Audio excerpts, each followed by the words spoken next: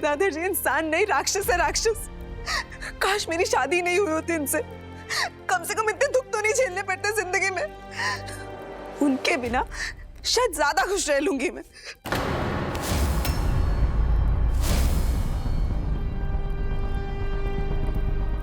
इतनी आसानी से कैसे जाने दूं तुम्हें, मेरी प्यारी तिलोत्तमा? नहीं गदाधर जी, छोड़ दीजिए मुझे, जाने दीजिए। मुझे नहीं रहना है आपके साथ, और ना ही अभी शादी से कोई सरोकार है मुझे। मैं ये रिश्ता तोड़ना चाहती हूँ, इसलिए मैं अपने मायके चले जाऊंगी और वहीं रहूंगी। छोड़ दीजिए मुझे। वैसे भी हमारे बीच पति पत्नी का रिश्ता था ही कब। अब आखिर अम्बा और मुझे एक दासी की जरूरत भी तो पड़ेगी ना। और तुमसे अच्छा मेरी पसंद नापसंद कौन जानता है। तुम हमारी सेविका बन के रह सकती हो। तुम सेविकाओं के कक्ष में रह सकती हो तिलोत्तमा, क्योंकि जब बंधु जी और राधा मणि के कक्ष में तो गदाधर जी और मैं रहेंगे ना।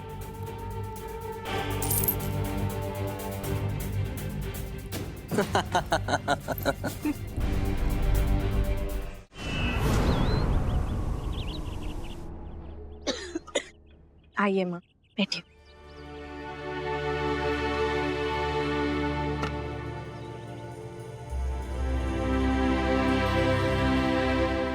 अच्छा हुआ ना माँ, तिलोत्तमा अपने मायके चली गई। वहां वो सुरक्षित भी रहेगी और खुश भी। कितना कुछ झेला है उसने।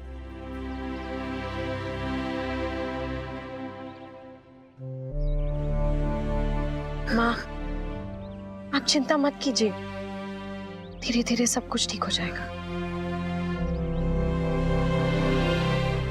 माँ, मैं शाम के लिए कुछ लकड़ियों का इंतजाम करके आती हूँ, खाना बनाने में काम आएंगी।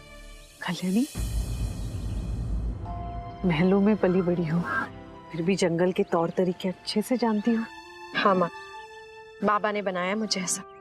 बाबा कहते थे कि अगर असली योद्धा बनना है तो सिर्फ महलों में रहकर तलवार चलाने का कौशल काफी नहीं है, जंगल में रहकर असली चुनौतियों का सामना करना भी सीखना जरूरी है।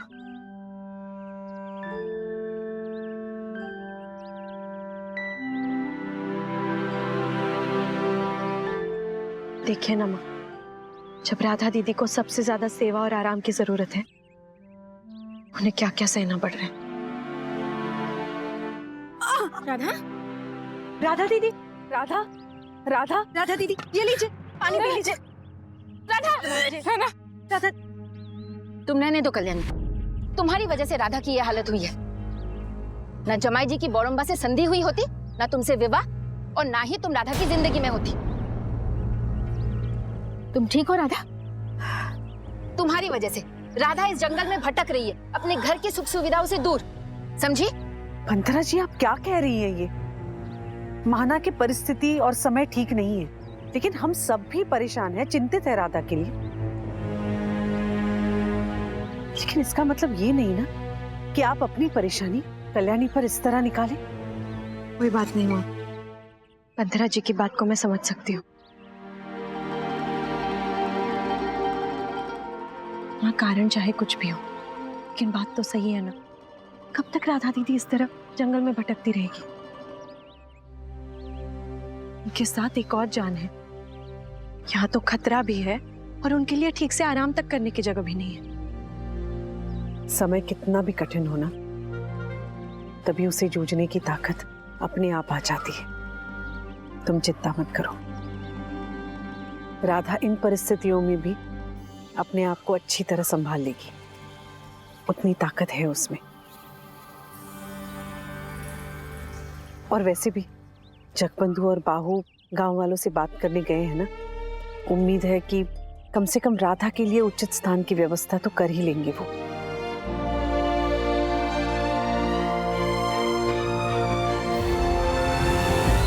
राधा दीदी की सुरक्षा की जिम्मेदारी मेरी है, मैं उन्हें कुछ नहीं होने दूंगी।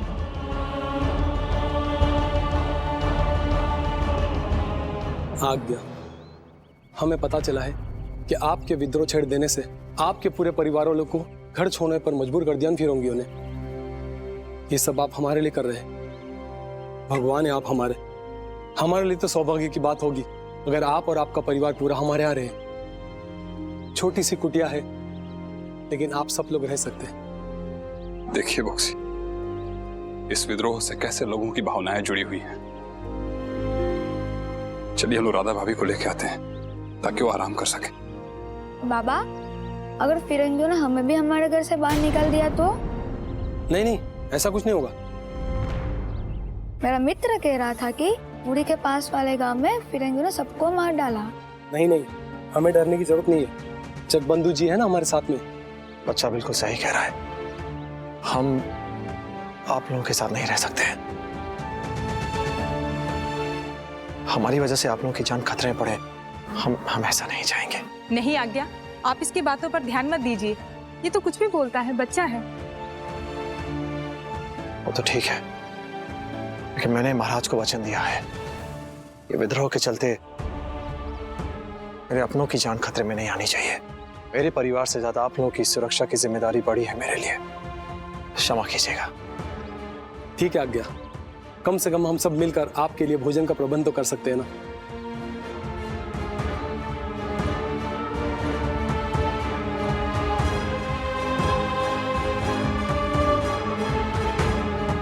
लेकिन राधा भाभी,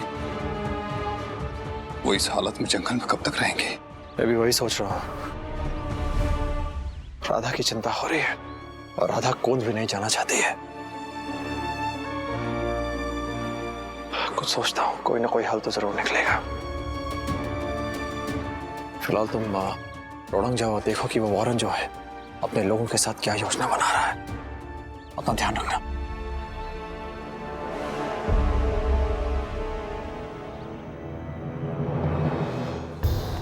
Cheers, my friend.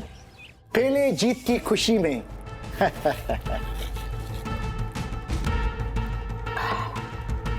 अब जब हथियार हमारे कब्जे में है और जगबंधु रोडांग के बाहर, तो ये विद्रोह अपने आप ही ठंडा पड़ जाएगा। और मुझे तो लगता है कि जगबंधु और उसके परिवार को कोई अपने घर में जगह भी नहीं देगा। You know why? क्योंकि सबको अपनी जान प्यारी है। कोई भी अपनी जान मुफ्त में नहीं गंवाना चाहेगा और ना ही चाहेगा उनके साथ भी वो हो जैसा कि पुरी के पास के गांव का हुआ था।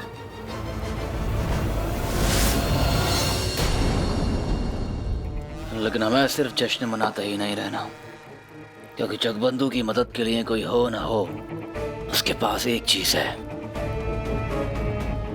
उसका तेज दिमाग। बहुत तेज दिमाग है उसका। गुरिल्ला नीति में उसका माहिर होना और कल्याणी जैसी योद्धा उसकी साथी होना जगबंधु के लिए इतना ही काफी है इस विद्रोह को चलने देने के लिए। हमें कुछ ऐसा करना पड़ेगा जिससे जगबंधु का दिल और दिमाग खराब हो जाए। कुछ ऐसा सोचना पड़ेगा जिससे जगबंधु की सोचने समझने की ताकत खत्म हो जाए। ना ही ये विद्रोह करने की, ना ही जीने के लिए। तुम्हें क्या लगता है गदाधर कि मैंने इस विषय में नहीं सोचा है? You are wrong. Radha Mani, Jagbandhu की वाइफ, प्रेग्नेंट है, मां बनने वाली है, राइट? वो हमारे काम आएगी। जब मां और बच्चे की बात आएगी तो पुअर जगबंधु विद्रोह और गुरिल्ला नीति दोनों भूल जाएगा। Cheers!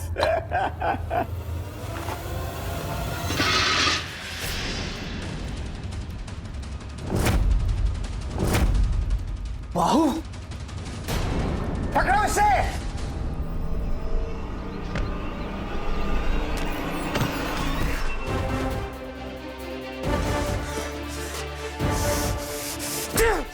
ये तो बाहु बलेंद्र है। इसने जगबंधु को सब बता दिया तो। डोंट वरी गदाधर, मेरे एक आदमी ने काम ऑलरेडी शुरू कर दिया है। जब तक बाहु जगबंधु तक पहुंचेगा, राधा खौद के पास पहुंच जाएगी।